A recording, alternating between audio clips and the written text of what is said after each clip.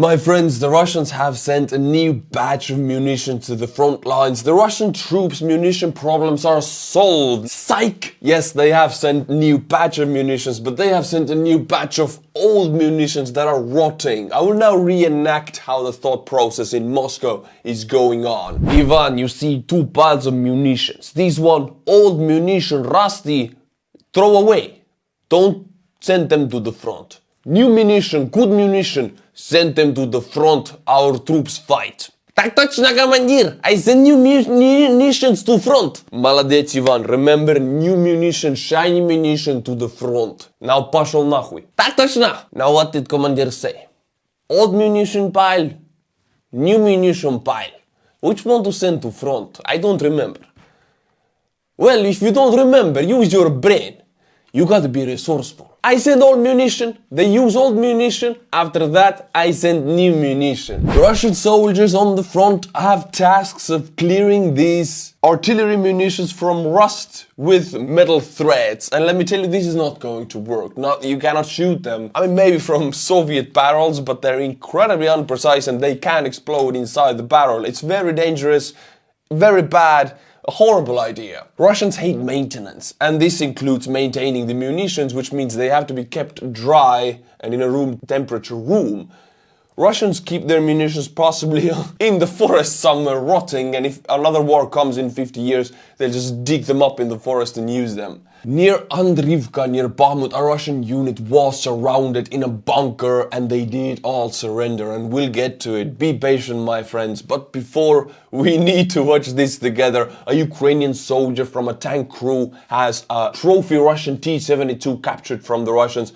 Now it has some issues, so the soldier decides to call the Russian T-72 customer support. Yes, there is such a line, such a number to call, and he actually gets some help. Let's see it. It's priceless. Alexander Anatolievich, I apologize for calling so late. You got a minute? Yes. Look, regarding the T-72 B3M tank, I was given your contact and told that you could consult. The problem is, it spits out oil, the compressor doesn't pump into the tanks. Okay. I'm the commander of an armored unit, a new tank, but we can't operate it. It's unrealistic to fight on it. Let's proceed as follows. I'll be at the company on Tuesday and I'll talk to the people in Dagil. So the guy's like, actually, yeah, don't worry, my friend. I'll fix this problem for you. You're fighting, yes. You're doing a great job. I'll fix it for you. You're competent. These tanks were designed under your leadership. Yes, I know about the problems and who manufactures them. We're fixing it now. The tank was manufactured in 2021, but it can't be used in combat. It constantly breaks down. Can you tell whoever built it that they are morons? Honestly. Mudaki. No problem. Tell them $3 million. And they go on for 3 and 4 more minutes and the guy is explaining to the Ukrainian soldier how to fix, what to replace, what to do. And he doesn't know he's a Ukrainian soldier. I mean, they all speak Russian. And now, in a second call, the Ukrainian soldier is going to tell him he is Ukrainian. Let's see the reaction. Friends, we will now call again and admit that we are Ukrainians and operate their tanks. And thank one of the directors of Uralvagon Zavod for their combat vehicle. So they're gonna call the director and thank him for giving the trophy. Priceless. And let's ask them to fix problems with their vehicles so that the trophies will be more adequate. I'm the commander of the K2 Armored Group, 2nd Mechanized Battalion, 54th Bomber Brigade of the Armed Forces of Ukraine. The next time we take the vehicles as trophies, make them better so it will be easier for us to operate them. Deal? Alright, take care. Glory to Ukraine.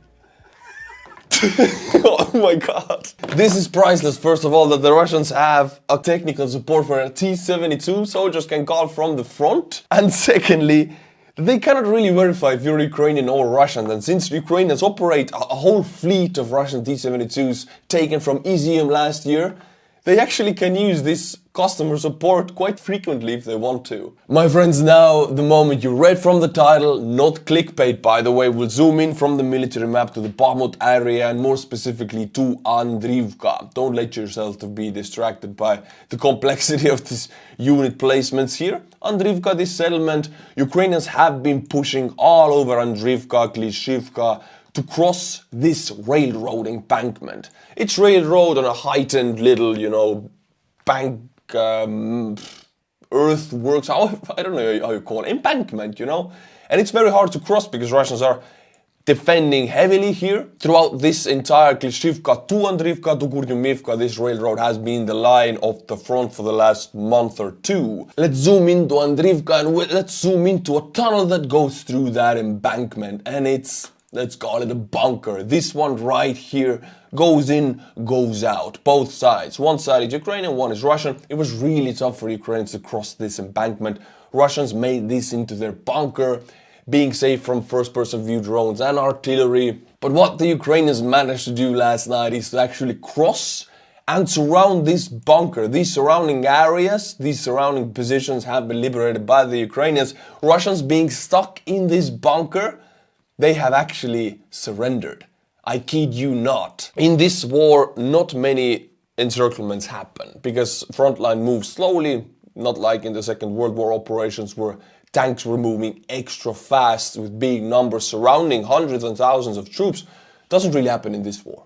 But now it did. Russian bunker was surrounded last night and they did surrender. There are videos from 93rd Brigade of them clearing the surrounding Russian positions, pushing Russians back from the railway embankment. I couldn't call this a breakthrough, but definitely a very successful assault operation on a front line that has been stable for a month or two. So Ukrainians are advancing in the area, Russians were surrounded, and this unit in that bunker surrendered. Slava Ukraini. My friends, now we're gonna watch a first-person drone video from the 82nd Air Assault Brigade, one of the best equipped brigades in the entire armed forces of Ukraine. And speaking about first-person view drones, these very drones, I will make a fundraiser for them for you. So if you want to know how can I support Ukraine efficiently, knowing that my money goes to the right place, wait 1 week.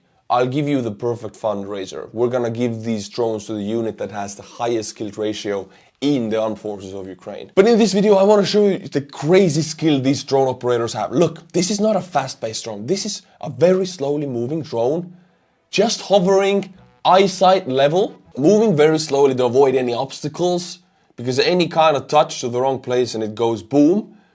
So you're a Russian troop, you're walking in near your positions, you don't hear any drones up above, and then you just see it's just slowly maneuvering, avoiding trees, like a pure pro. Look at these moves.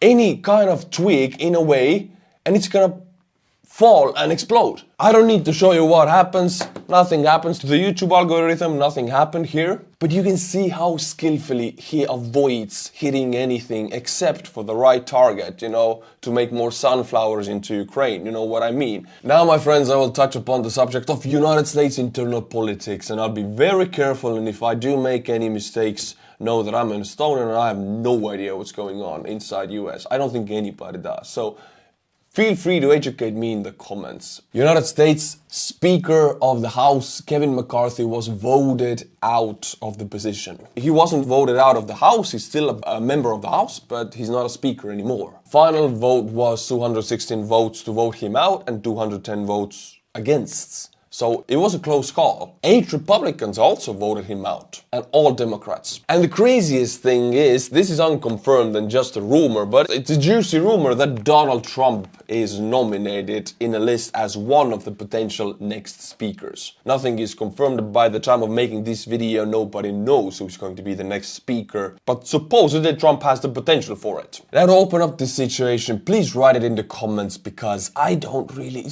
US internal politics is like Chinese to me. I don't get any of it, but I'm open to learning. Here, my friends, we see a video translated by Dmitry of Russian Defense Minister Shoigu claiming that it's fine. It's, you know, it's fine. It's like the guy in the burning house saying, this is fine. The general staff has no plans for further mobilization, and boom, we immediately open up with a false statement. I've always said that I think for 6 months that Russia will have another mobilization. They will. They have a hidden mobilization and volunteer contracts right now, and they have the numbers coming from there, but it's not enough. Ukrainians destroy more of them than they can recruit. So they will have another mobilization. I think it will come early 2024. The armed forces have the necessary number of servicemen in the conduct of the special military operation. In many ways, this is helped by a solid patriotic position of our citizens. Solid patriotic position. I mean, Russia has the median wage of 300 USD per month. The Russian armed forces offer the regular private many times, many more times that. And I mean, the 300 is the mediocre wage. In the Tuva region, for example, I think it's like 150 per month. And the armed forces offer 1,000 perhaps for a private, which is what, 6 times higher? So money, it's not patriotism, it's money. And if you keep your people poor, they will want to join the army for a bigger pay.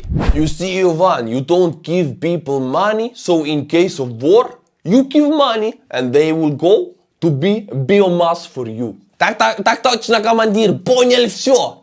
Молодец, Ivan. How much did you get paid before the war? Commander, I was more wealthy. My pay was $150 per month.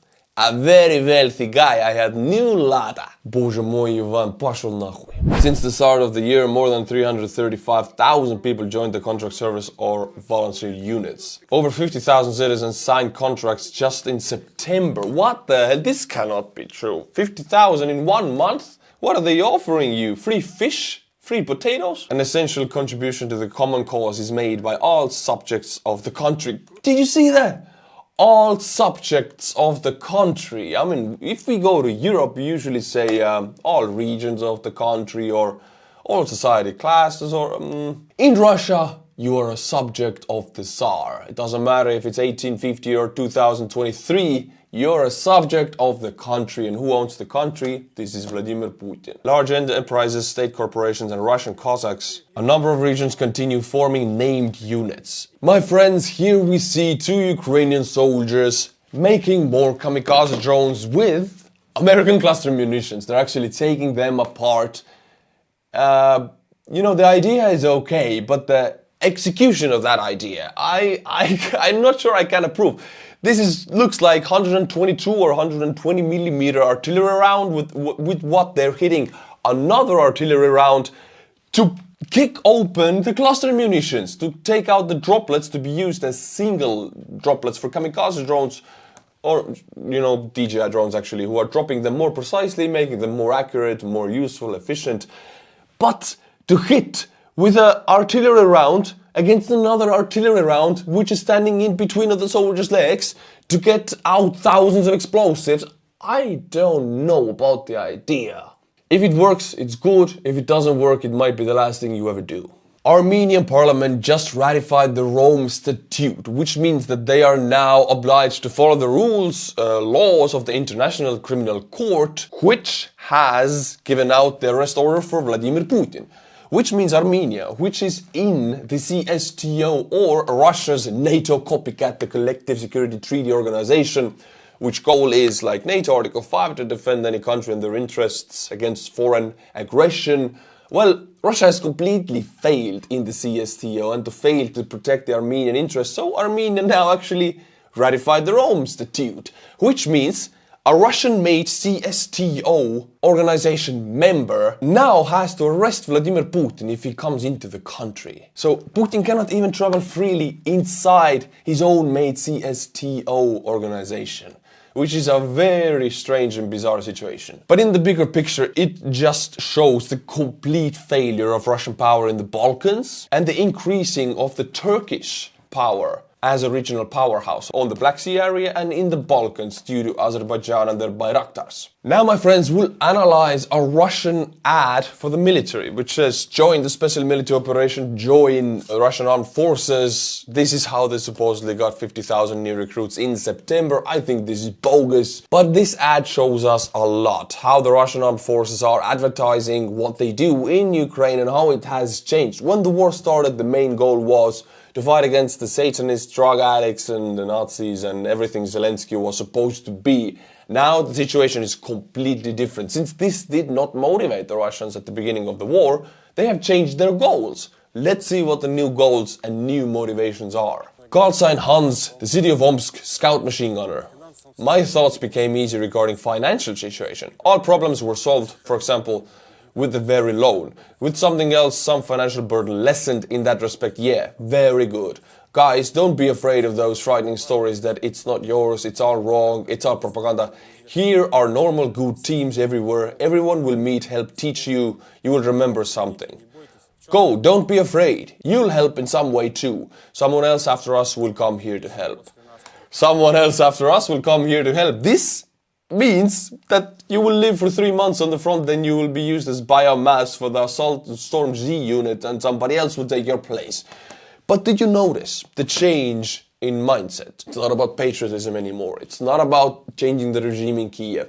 It is purely about money. The Russian leadership has understood that the Russian people don't understand this war as the idea is that the leadership has fed to them, that we need to restore the empire or we need to change out the Western, puppets in Ukraine. No, but the Russians understand money. Russians really love capitalism. And I kid you not, if you have any other ideas, Russians are great capitalists. They love money, they understand it. This is one of the best ways to manipulate them. And this is what the Russian leadership is now doing. And unfortunately, it's effective because the mediocre Russian is very poor, living in conditions that don't have a dishwasher and a working toilet. It's usually a dry toilet outside in most of rural Russia. And then you offer them a pay 10 times greater than what they get for their work in the area. Of course they're gonna join. Most effective, but in this way you don't get ideally motivated soldiers, because you can fight for an idea until you die, like the Ukrainians do. But you can fight for money only for so long. So in the long term, not good. In the short term, unfortunately, it works. My friends, now the best part of the video. I will thank the patrons in a way you've never heard them being thanked before. I will butcher your names with my Estonian pronunciation. Get ready. Nikki Hill, Bill Piepmeier, Joar Rojfell, Sander Salamander, you gotta be Estonian. Miska Draskosi, with Draskosu, I don't know. Thank you to all of these 5 people, and if you like my channel, you know what to do. Patreon link is in the description below. Also, my friends, go and check out my Instagram for secret cool content, and I don't mean the OnlyFans. And until my next video, my friends, stay cool, and bye-bye.